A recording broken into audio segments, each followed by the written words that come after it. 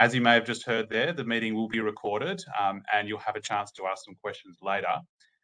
Today has been brought to you by Transurban Neuroscience Research Australia, known as NeuRa, and you'll hear that phrase NeuRa throughout the session, and also Kidsafe. And I'd like to just start by thanking everyone who's joined the call today, and we'll be meeting our panellists very, very shortly.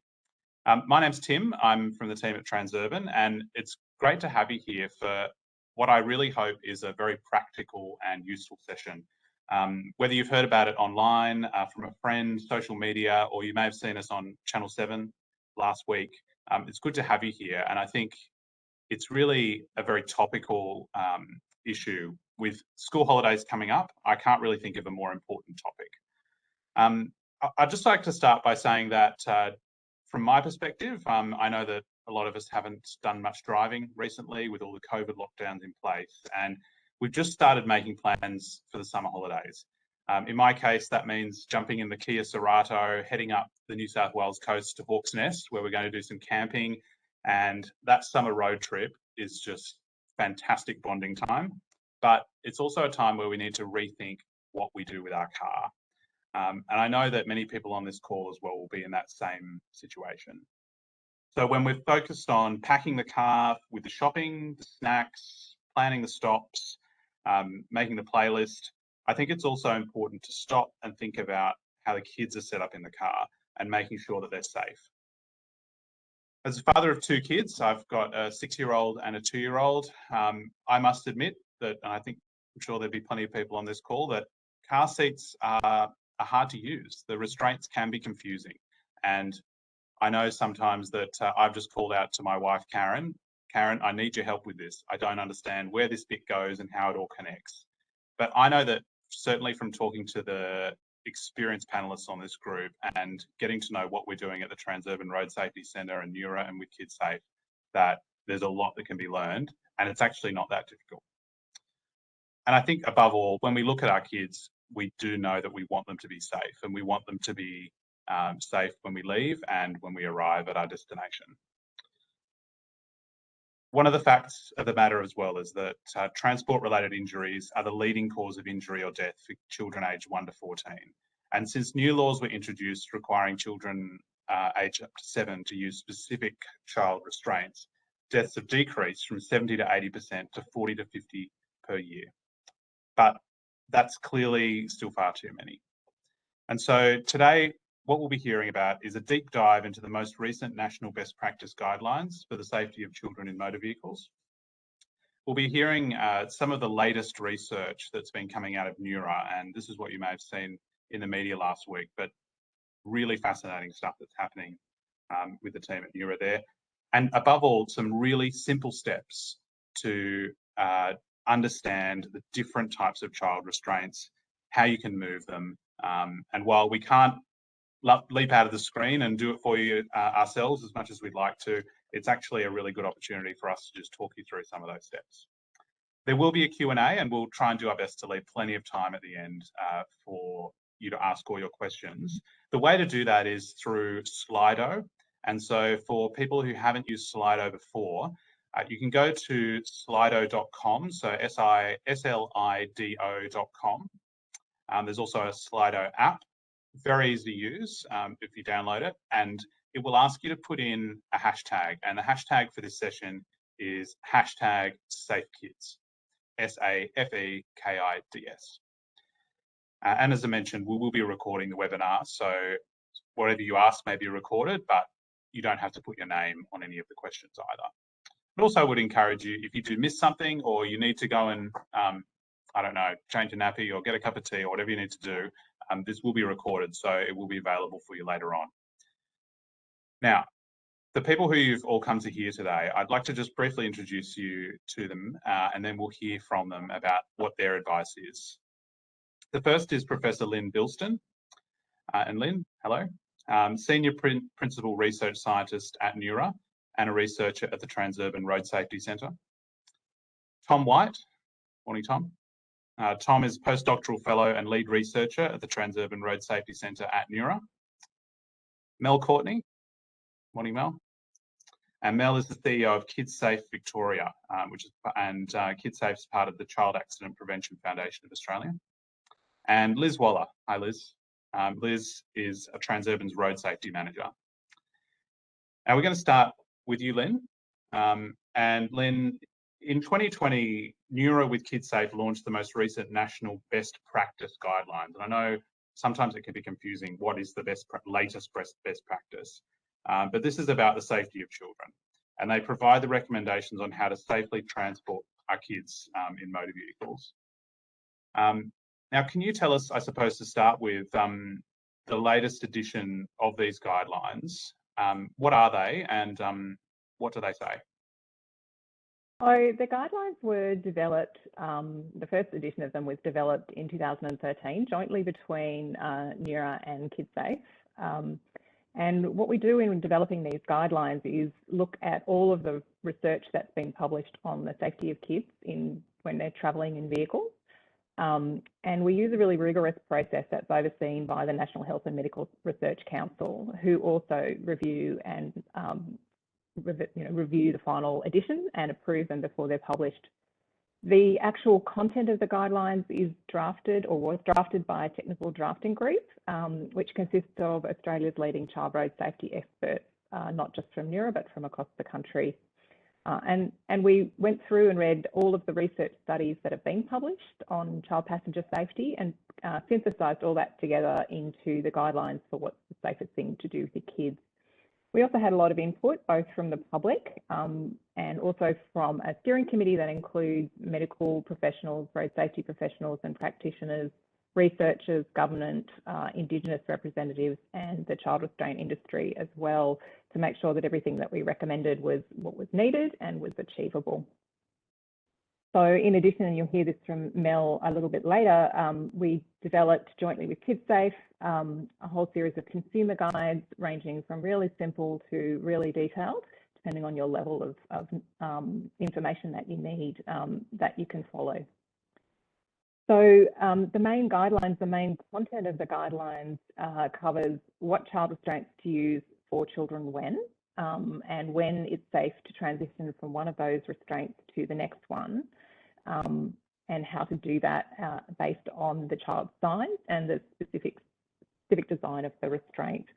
And we also cover how to install them correctly and how to then secure the child correctly into them, and also a whole range of other issues in terms of slightly unusual conditions and how to transport children safely on buses and in public transport and in taxis and ride shares and so on. So it's quite broad.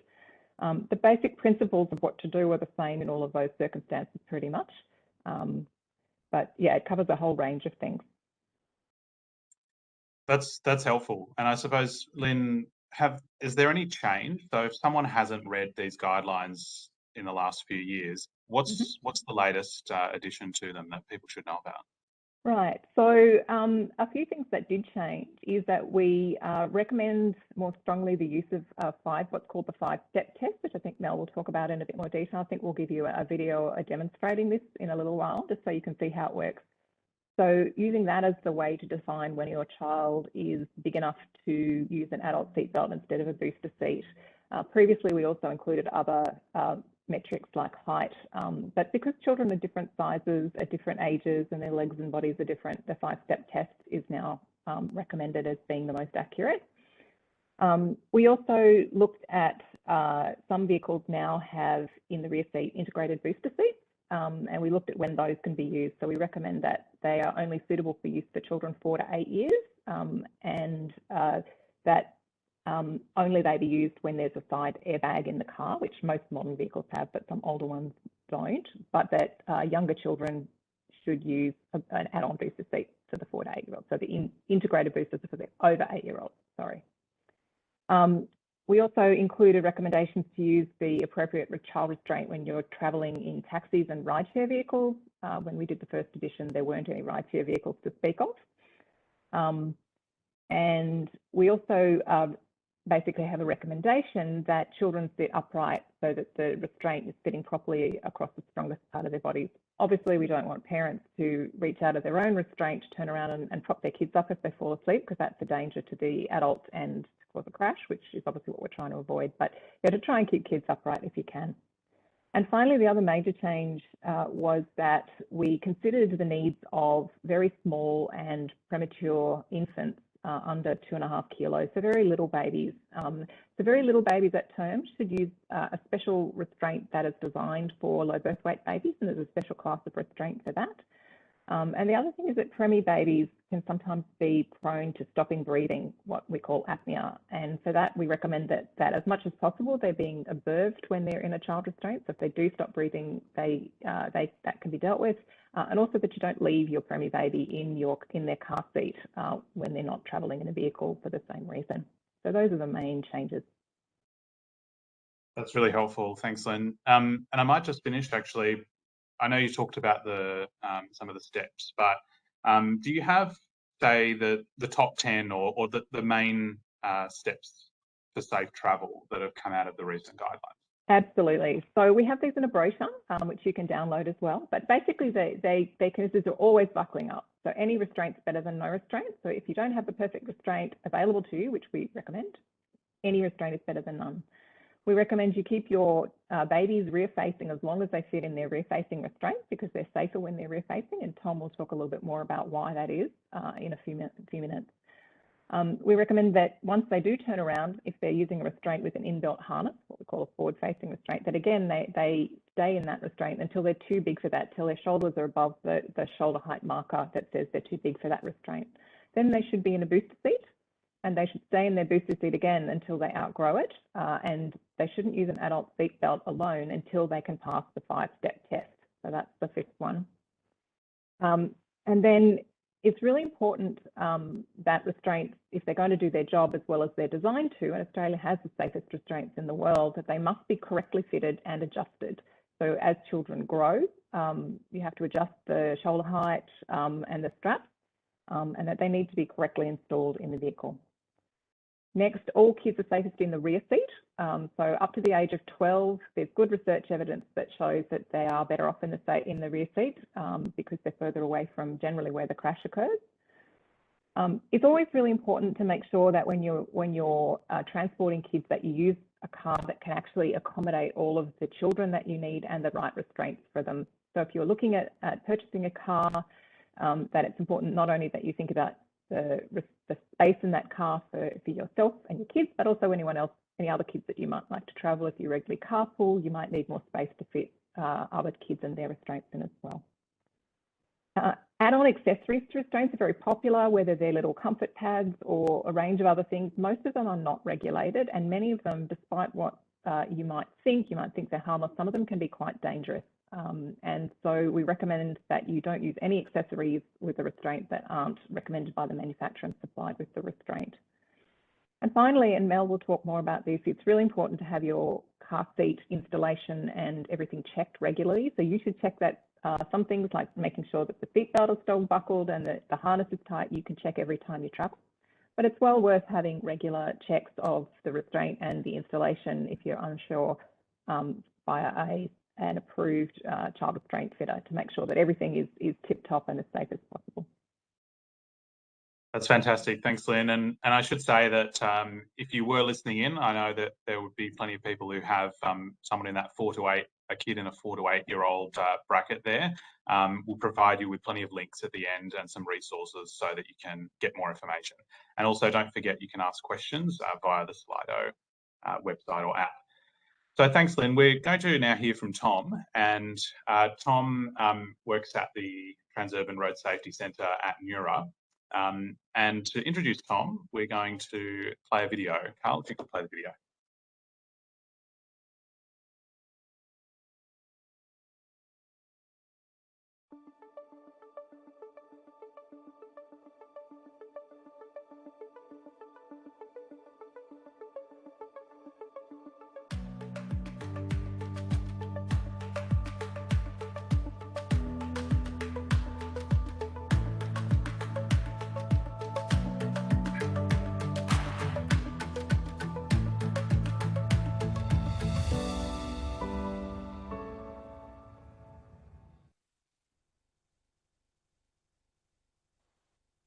So that's a very short snapshot there of some of the research that you've been doing, Tom. Can you tell us a little bit more about how that incorrect use of the car seat can cause problems in the case of a crash?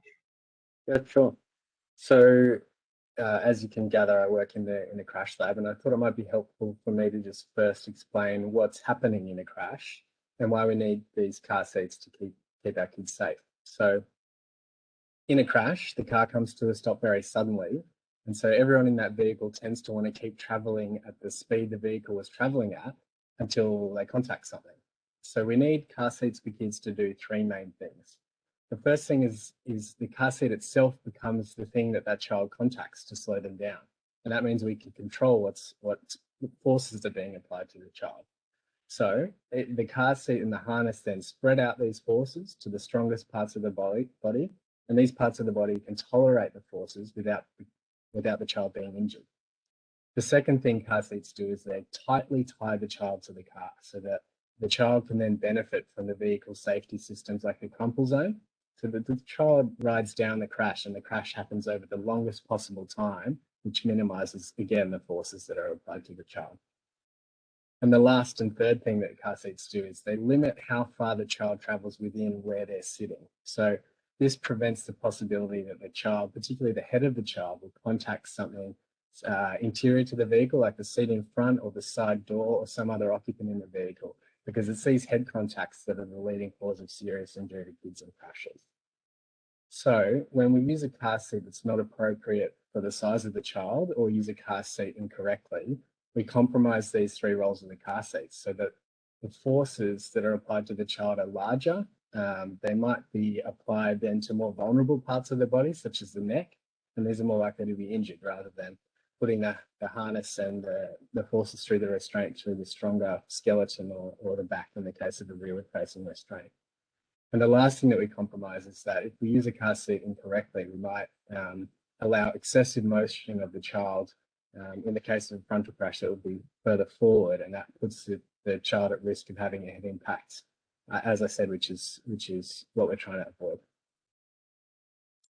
Well, absolutely, and I know certainly when we see that crash lab footage, it's fairly dramatic, but we just, we certainly hope that we never have to see something like that in real life.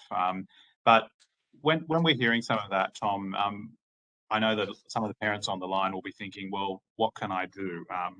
What shouldn't I be doing? What sort of errors are people making when they're installing and fitting their car seats? Yeah, sure. Well, Lynn touched on this. There's really two main times where errors are made. And the first being when you install the car seat into the car, and the second is each time you secure the child within the car seat. So errors installing the car seat into the car can include having a loose or unbuckled seatbelt or the loose or unbuckled ISOFIX restraints that secure the car seat into the vehicle. Another common error is using the wrong belt path, because we commonly have these convertible seats now that can be used in rearward or forward-facing mode. If you accidentally thread the seat belt through, say, the forward-facing belt path, but install the car seat rearward-facing, that can have issues for how the car seat performs in the event of a crash. Another very important point for installing it into the car is the top tether. So having a loose or forgetting to use the top tether can have detrimental effects on how a car seat performs in a crash. So it's important to check the top tethers doesn't have any slack in it before every trip. For securing the child within the car seat, serious errors can include not having the harness adjusted, as Lynn touched on as well. And in our crash testing, we found having a very loose harness can be a significant error, and that's in allowing excessive motion of the child forward, exposing them to potential head impacts. So keep that harness nice and snug, as tight as it can be without causing discomfort to the child. Children can also be little Houdinis, as we know, and escape their harness or partially escape. So that's another source of incorrect use to watch out for. So if you see a child escaping their harness, make sure to pull over safely and try and correct that. In our research, we classify errors as either serious errors or minor errors, and the ones I just described would be considered serious errors, and they alone can affect how the car seat performs in a crash. But we would classify things like a twist in the harness or a twist in the seatbelt as a minor error, and we can't ignore these either, because our research has shown that while serious errors can affect crash performance by themselves, the combination of multiple minor errors can add up to more than just the sum of their parts and add up to be a serious error if there are multiple minor errors present. So keep twists out of all the webbing as well, and that should be it for a correct installation. Thanks, Tom. And just finally, you talked a bit about your research there. Can you tell us a little bit more about particularly the research that you've done comparing rearward and forward-facing car seats? Yeah, sure. So this was really motivated by the fact that, well, ideally we'd like to eliminate all incorrect use. But as you know, installing a car seat, they can be more complicated than they look and have difficult to follow instructions at times. And there's really no feedback on whether you know whether you've installed it correctly. So we're actively looking to address these issues of incorrect use, but in this instance, while we do have quite a high rate of errors, we were interested to know whether making a mistake would have different consequences depending on whether the child was rearward facing or forward facing. So we did more than 100 crash tests in the SOB lab, the Transurban Road Safety Centre, and found that making an error when rearward facing was less likely to have serious consequences than making that same error when the car seat was forward facing.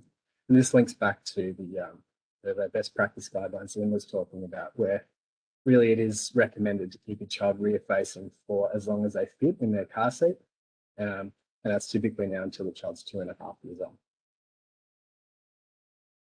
Thanks, Tom. I actually think now's a really good time to bring in Mel into the conversation as well, just to talk a little bit more about car seats, particularly the right size and the right type for children. And I know that this is, yes, it's important for parents and guardians, but also grandparents and other carers who may be looking after kids who maybe aren't familiar with using these sort of seats as well.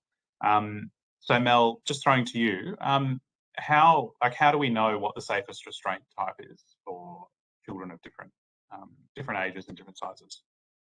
Thanks very much, Tim. It's a privilege to be here, and I would just like to quickly acknowledge the traditional owners of the land, their elders past, present and emerging. We're very lucky to be in Australia because all child car restraints, as Liz mentioned earlier, must comply with the Australian standard. So that's to be purchased here, but also to be used here. So if you're using any child car restraint in Australia, it should comply with the Australian standard, which, as Lynn also said, is one of the best in the world. So you can be assured that they are safe to use. Within that, there are many choices that parents and carers can make. So Tom alluded to some of those earlier. You know, some parents might choose to use a capsule for their newborn, and there might be different reasons for that. You might want to use them so that you can use them in a pram outside of the car, not just used in the vehicle. Some might choose to use a convertible restraint because then they can use them for that longer period of time, so they're more economical. Some might choose to use a restraint that's affixed with ISOFIX versus seatbelt. So look, there's lots of different choices that families can make, but at the end of the day, all child car restraints do comply with the Australian standard, and as long as they're the right size for the child and as long as they're installed correctly, then their child is going to be safe. That's a great answer, Mel. Can I ask as well, like, when do you move a child from one restraint to another? Oh, it's a really great question, Tim, and we do get it frequently because it can be a little bit confusing for families at the moment. So obviously the law goes by age, but that from our perspective is just a minimum requirement, and that's where these guidelines are best practice and go above and beyond that. So there's a really simple rule for families to remember all the way through, and that is to keep your child in the current restraint that they are in until they no longer fit. So until they exceed those maximum markers that Lynn talked about before.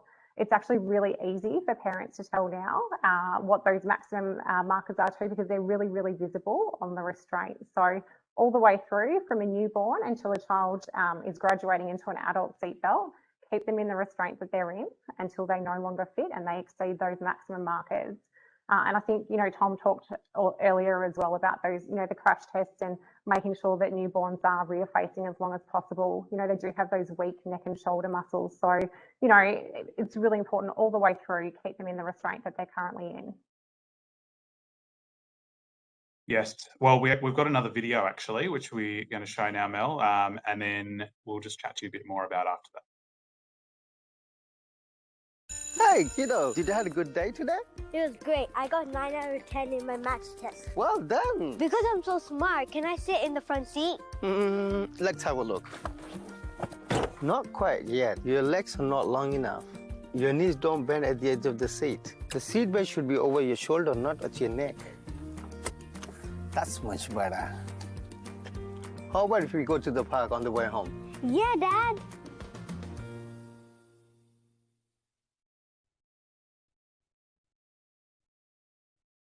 So there's another little video there, and I think we've all been in those well, many of us have been in those situations. And can you tell us? I think we touched on this earlier, Mel. Can you tell us about the 5-step test and why it's important?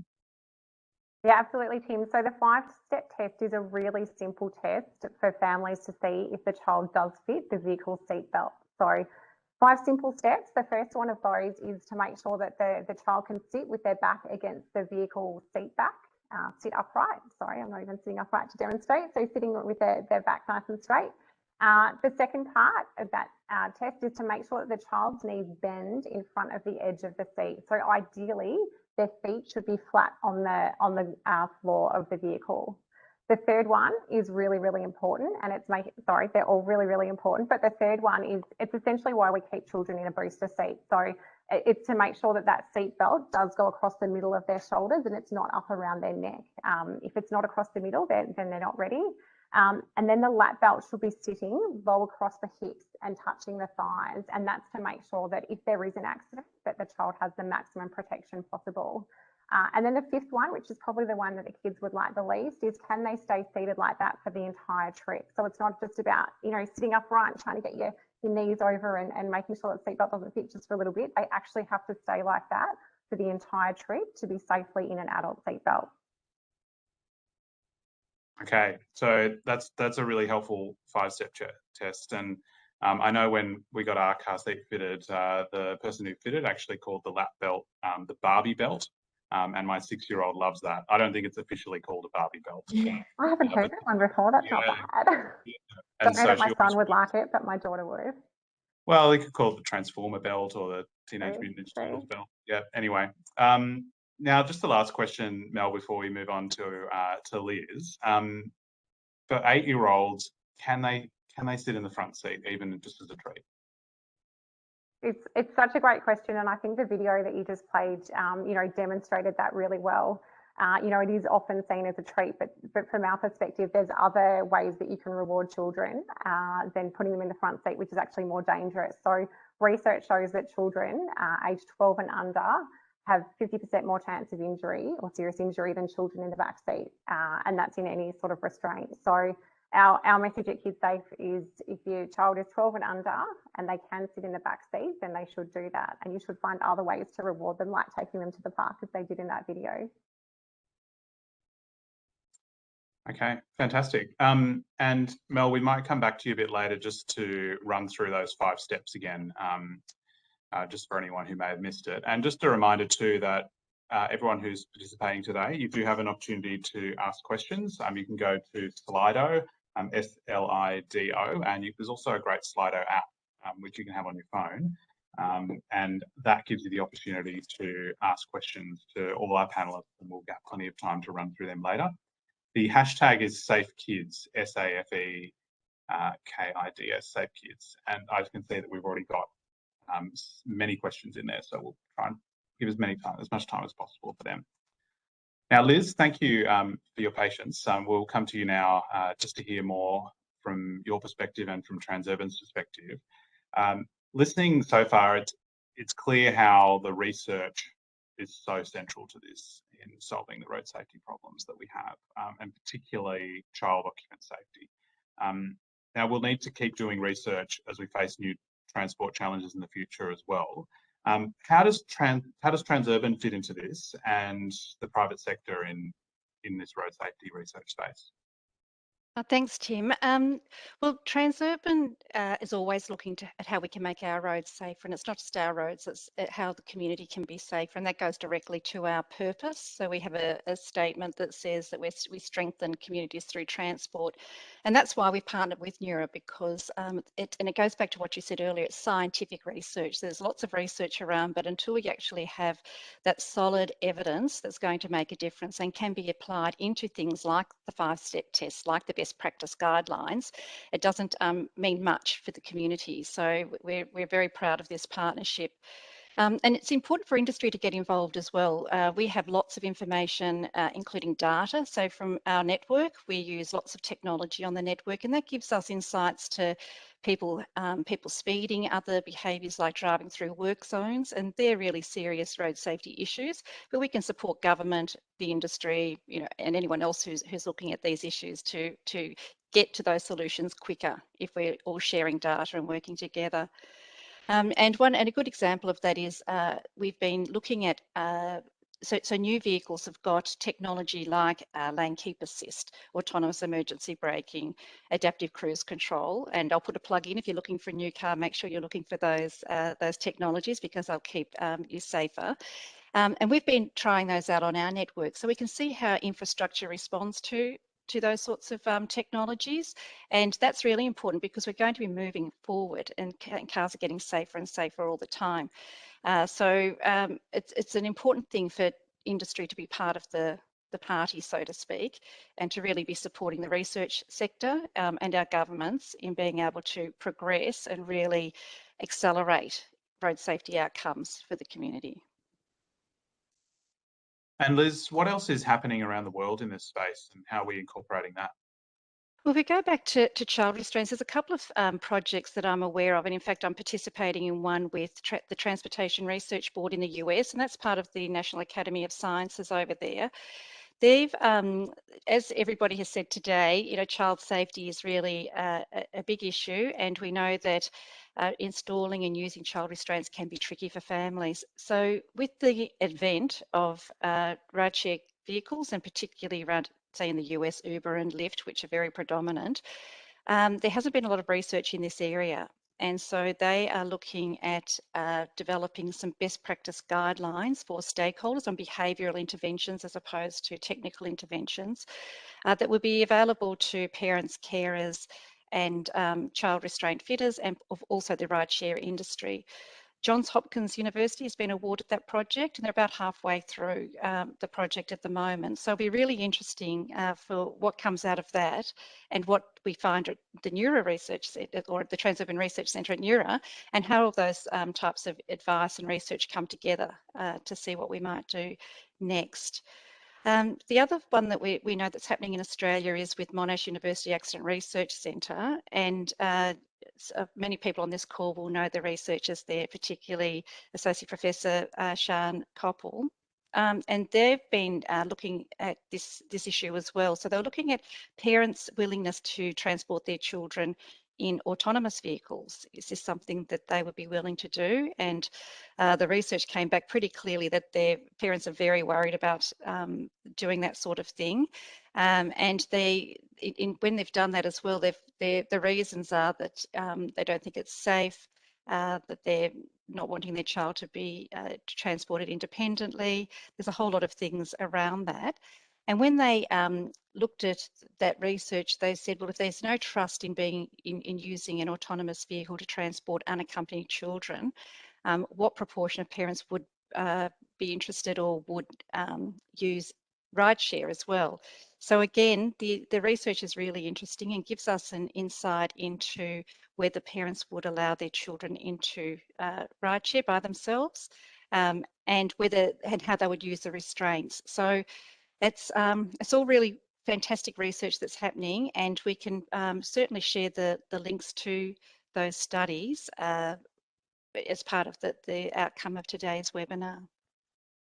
That's great. Thanks, Liz.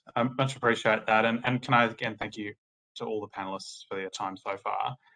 We've left plenty of time for questions, so a reminder, you can head on to Slido, and even if you don't want to ask a question, you can see the questions that have been asked, and there's a little thumbs up icon there, and you can click them, and that helps to push the questions that more people want up to the top, so that we know that we can be as most helpful as possible. We'll try and get to them as many as we can in the last 20 minutes that we have. And the first one is from Ben. Thanks, Ben, for your question. How come Australia does not use the chest clip guard when other parts of the world do? Houdini stoppers. We also have many children who try to undo their seat belts, and we need to have clarification about buckle guards and procedures.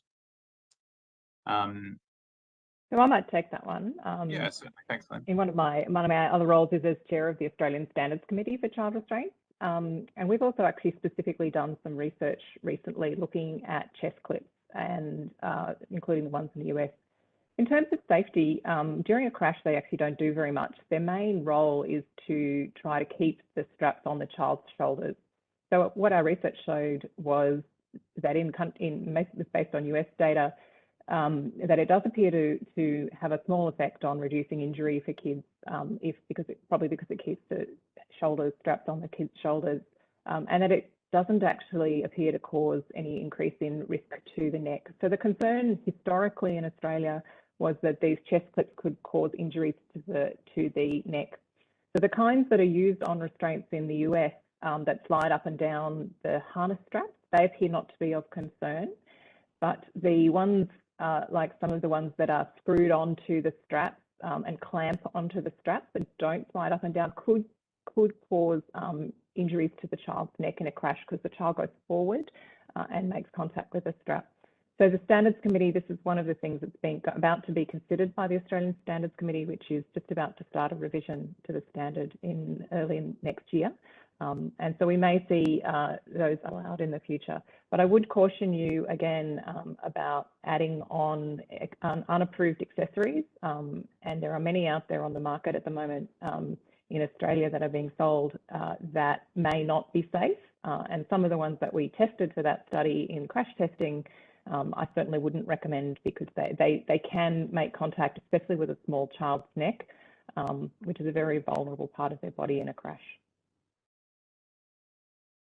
Thanks, Lynn. That's good advice. Now we might actually throw to Mel for the next couple of questions. Mel, the first question is, it's expensive to have a car seat fitted each time you take it from your car to a taxi and so on. What do you suggest? Will rideshare cars have those options in the future? And I think the next question is really coupled with that. How do we ensure the skills of the approved car seat installation specialists? Is there a qualification? Thanks, Tim. So in terms of one of the things that we do recommend for all families is to really get to know their child car restraint, so know it for their vehicles. So particularly for the first time that they use it, we suggest that they have a go at doing it themselves and then go and get it checked by a professional.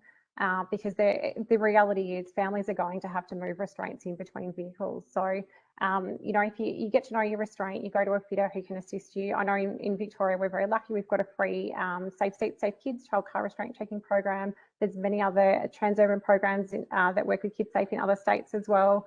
So, you know, you can go and get that advice, which is really important to know your seat. And you need to know it because you need to check it every time as well. It's not something that's just a set and forget, that you go to a professional fitter, they install it for you, and therefore it's fine until you need to move your child to the next car restraint. It really is something that you do need to check every single trip and make sure that it is fitting them properly.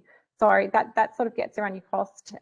You know, try and find a free checking day where you can. And then I think if you go for a once off, I think the costs are usually around $40. So, you know, get to know your restraint a bit more. And that second one in terms of child restraint fitters, also a really good question, because there's so many different fitters out there that have varying experience. I know in Victoria, we actually require all child car restraint fitters in our system to have done the accredited training course, which is a 2-day course, but we also don't suggest that after a 2-day course, you know how to fit restraints properly and are equipped to make sure that children are safe. So we also have minimum experience requirements in terms of what they are exposed to. So I think have a look, you know, check in with Transurban or with Kidsafe in your local state and territory, local government authority, to see what the requirements are in your state and territory. Thanks, Mel. That's great. And yes, and I know that I sign up to several newsletters where local councils and so on are also running those sessions, and they're really, really worthwhile. Tom, I might ask you to take this. Oh, actually, we've just got a question which is rocketed to the top, which isn't a question. Straight after this session, I'll be heading to the garage to check my 4-year-old's car seat setup. Great info. Thank you to the panelists. Thanks very much for that comment. And actually, it's a good point. It's a really good idea to do these things while they're still fresh in the mind. Tom, for a tall child on a rearward-facing car seat, is it safe for them to have their legs bend all the time due to the constrained space? It doesn't seem comfortable. How would you respond to that question? Yeah, so in terms of safety in a crash, it is safe to have their legs bent. We see in the crash lab, the majority of the energy is managed around the torso of the child, and we see limbs fly in all directions, and the crash data indicates that without contact with some of the vehicle structure, they're not typically at risk of injury to those parts of the body.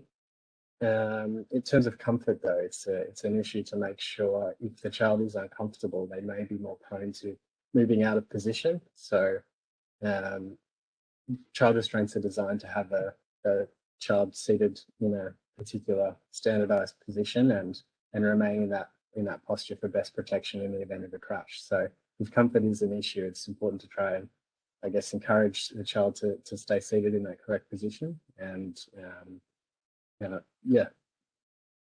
so the legs wouldn't be a main problem in terms of crack protection.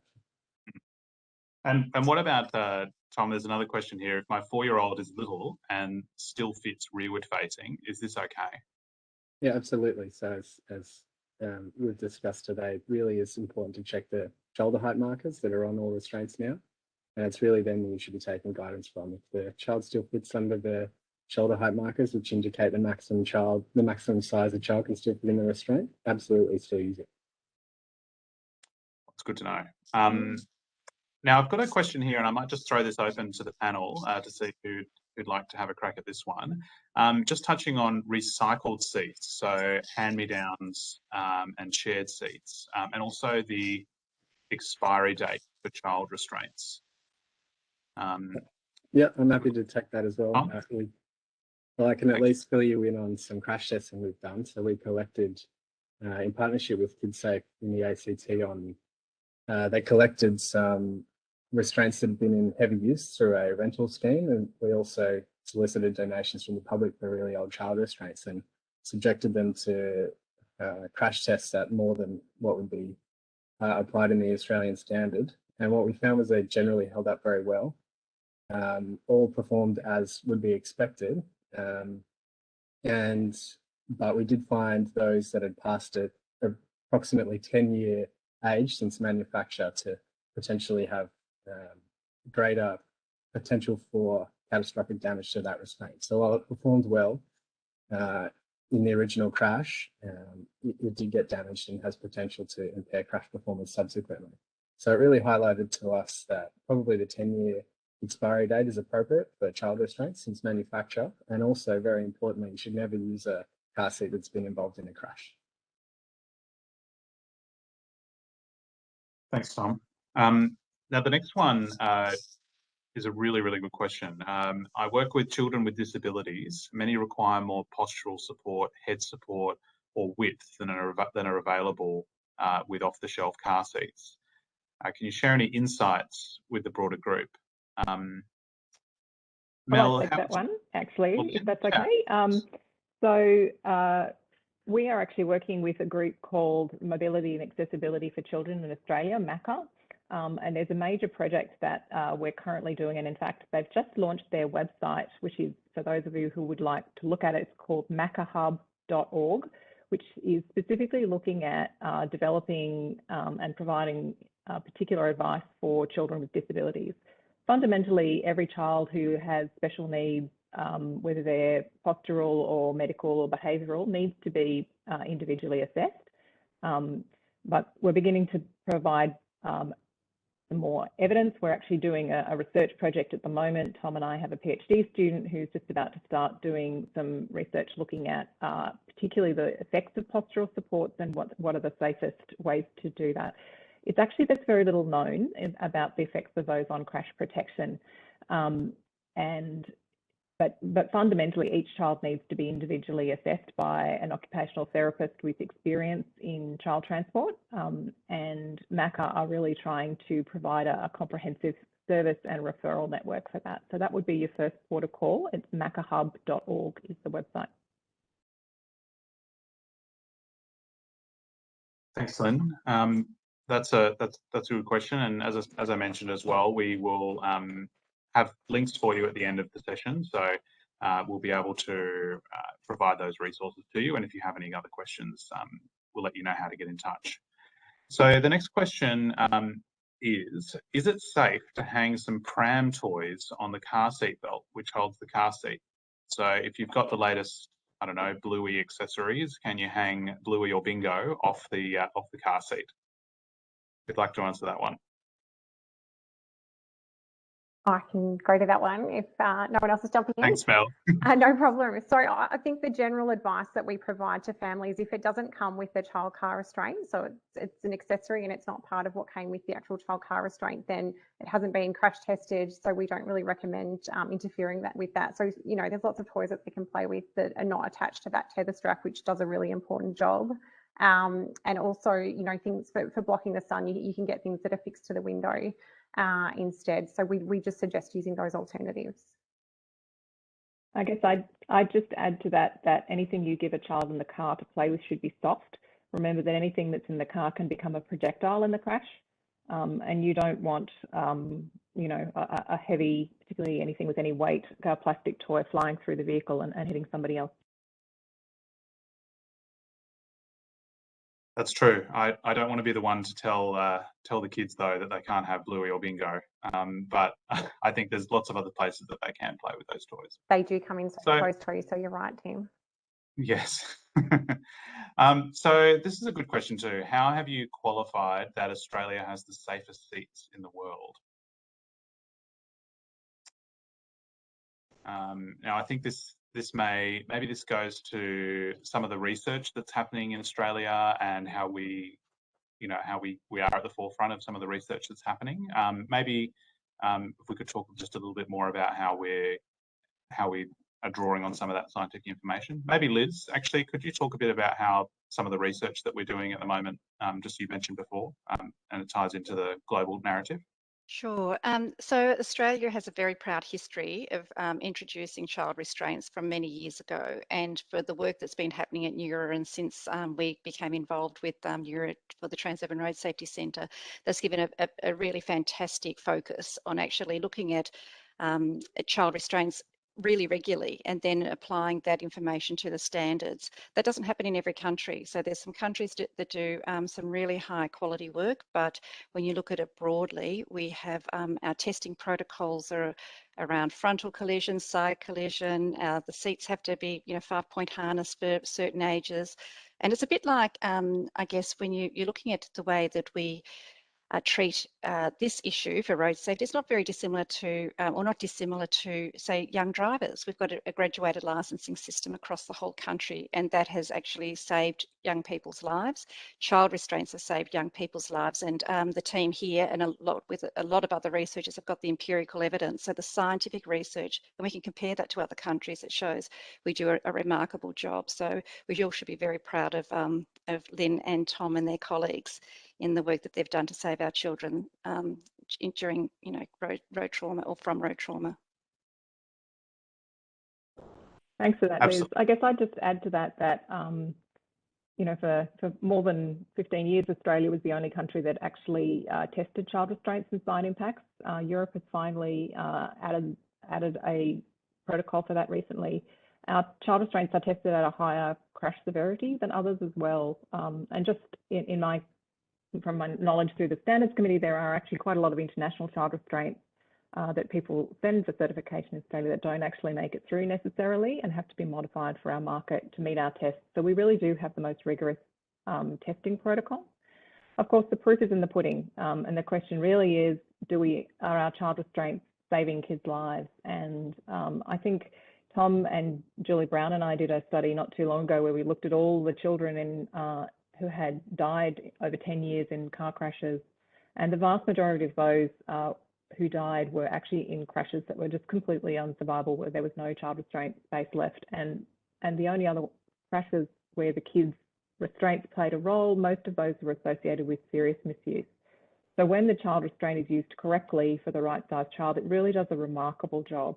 And I think that's just the thing to take home, is that if you really want to keep your kids as safe as possible, get the right restraint and make sure you always have the child strapped in correctly. And that's the best thing that you can do. Absolutely. Thank you both for that answer. Now, there's a question here which we may have touched on, but I think it's just one that is going to keep coming back. If we had to say, what is the earliest that we can move a child from rear to forward facing safely? And also the questioner says, our 10-month-old is tall and constantly lifts his head to sit up. Can we rotate the chair to be forward facing? What would be the panel's advice? So I guess certainly our advice and the guidelines advice is that children should stay rear facing until they're too tall for the shoulder height marker in the seat. It doesn't actually have anything to do with a child lifting their head. So infants and young children have very large heads compared to their neck. And so even if they can lift them, that doesn't necessarily mean that in a crash, they're not exposing their neck to excessive force. So it really is just about following those shoulder height markers on your child's restraint and not being too keen to move them too soon. There actually is quite limited evidence about the relative safety of forward and rearward facing.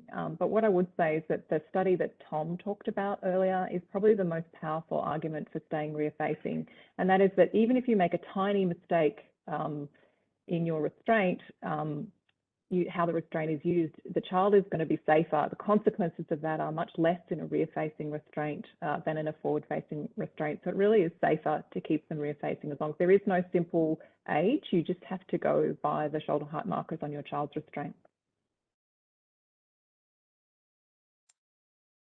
Thanks very much, Liz. Thanks very much, Lynn. Now, another question here about, it's related to the NDIS. The NDIS say to add supports to standard car seats for kids with disabilities.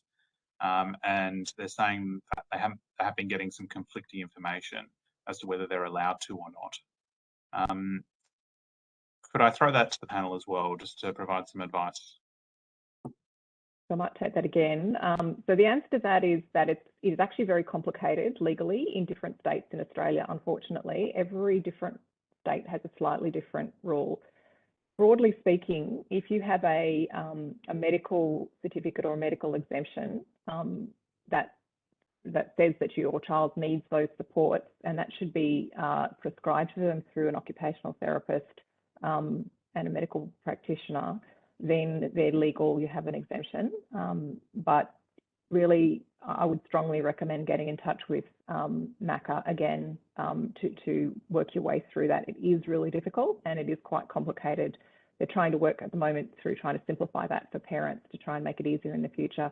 And are working directly with the NDIA in doing that. So it really is, they're trying to integrate that whole process to make it easier for parents. Now, I really like this question. There's a small gap right under the child car seat and the actual car seat. And in my car, it's filled with crushed biscuits and moldy bits of apple. But can you use that space to store small and soft items like wipes and nappies and things like that? Has anyone got an answer to that? Is it safe? No, and I think you're right, Tim. I think we've all got crumbly bits and things we'd rather not talk about in all those crevices. But no, look, in terms of storage of items like that, there's organisers that you can get in the car that you can put on the front of the passenger seat in front of you to organise them. We don't suggest that would compromise the safety of the child car restraint. So you know, if there is a gap, it's something that you can go and get checked with a professional as well to make sure that your car is installed, your child car restraint is installed correctly. And then we suggest storing your other items elsewhere. Thanks, Mel. That's a good answer. Question from Kate here. Is the third row of a 7-seater any safer than the second row of a 5-seater? assuming the same car constraints used and the car has valid airbags? That's a good question. Tom, have we done research in that space? And, you know, is there any difference? I'm not sure actually. So the theory that kids are safe in the rear seat is they're further from where the more severe crashes generally occur, which is frontal crashes. So I'm not sure if that was looked at in the guidelines, and maybe Lynn can help, but I'd suggest even further. Well, I think the second row is already far from the point of impact in a severe frontal crash, so I'm not sure if there's any difference between the second and third rows. So as far as I'm aware, there's no research that directly compares those two. We know that both of those rows are safer than the front seat for children up to and including 12 years of age. But I think if your third row or your second row and the restraints fit well and are well properly installed, they're probably both very safe. So I think you probably don't need to worry about the difference. I do think that there was a question I saw also about the middle row versus the side seats. And while we're talking about seating position, I might just answer that one. We used to recommend that children always sit in the middle seat if there were no other kids in the car. We no longer recommend that for children in booster seats because there's some studies that have showed that children in booster seats in particular can come forward and hit that console between the front seats and get head injuries. So we now recommend for booster seats that they sit in the outboard position. But for forward-facing child restraints and rear-facing child restraints, there's no real right answer for that. And different studies have shown different things, which suggests that the differences in risk are not huge.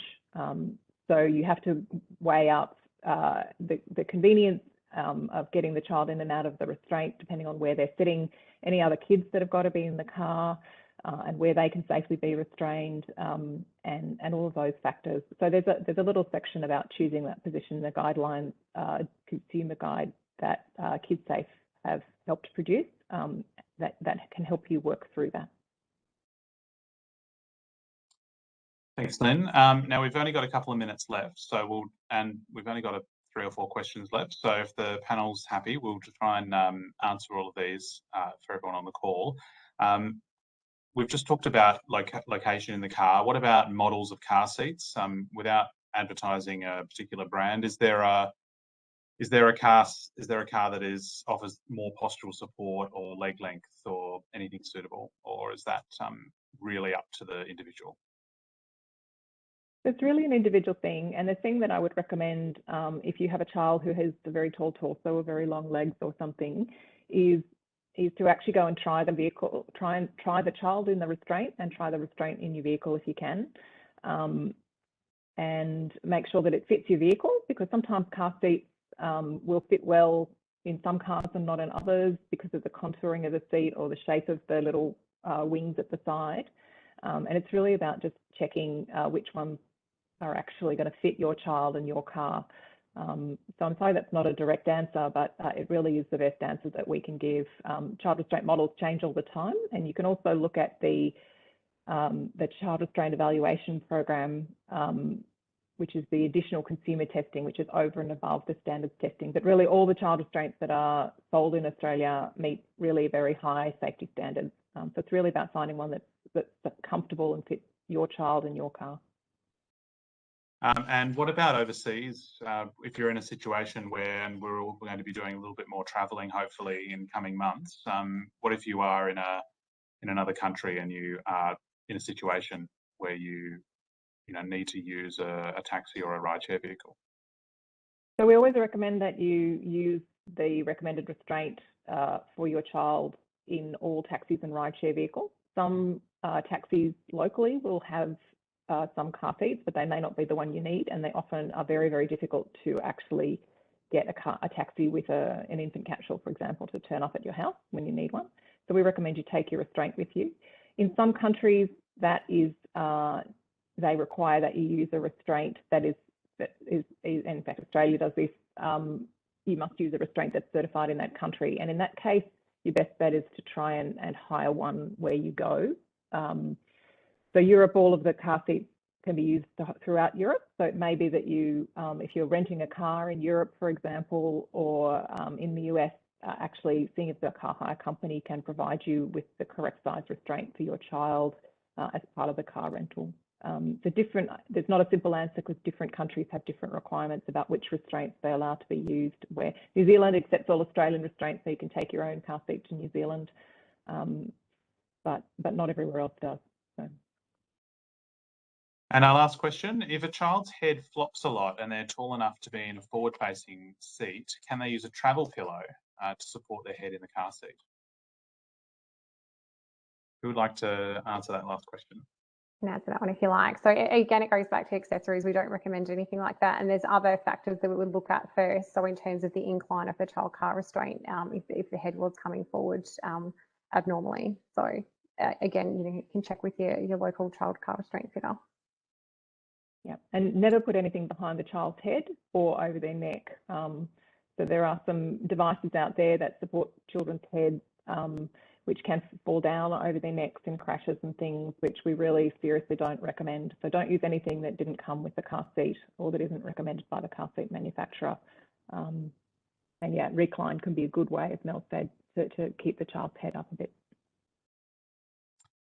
Fantastic. Well, we've actually run through all the questions. So can I say thank you to everyone who submitted a question. They were really terrific over a broad range of different issues and questions that people have. And I think it actually goes to the heart of why we ran this session today, was to try and answer these questions for people, which it's a complex topic, and it's also changing all the time, because we do have some of the best researchers in the world here in Australia working on this to try and make our kids as safe as possible. And it has been a privilege to have you all on the call today. So can I thank Lynn, Tom, Mel, and Liz, all of you, for being on here and for your generous time.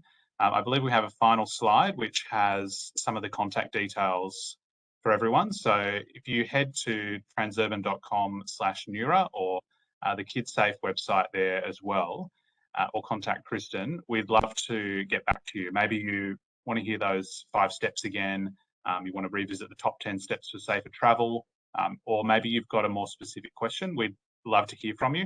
And also, if you have any feedback or comments about the webinar today. It's been fantastic to hear from, as I said, these remarkable panelists who've done a lot of work, but it's also been great to hear from you. So thank you so much for your time in the last hour or so, and we hope to hear from you again. Goodbye.